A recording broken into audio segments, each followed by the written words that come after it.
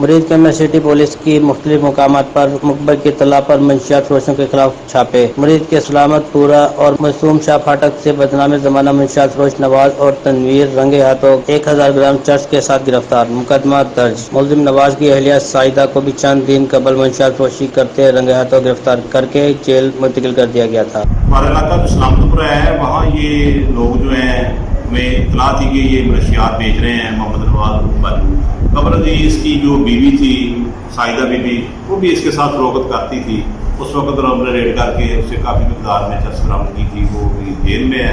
तो ये नवाज फरार हो गया था। अभी आकर इसने फिर अपना धंधा शुरू कर दिया। इसका साथ इसका परिंदा तनवीर भी था।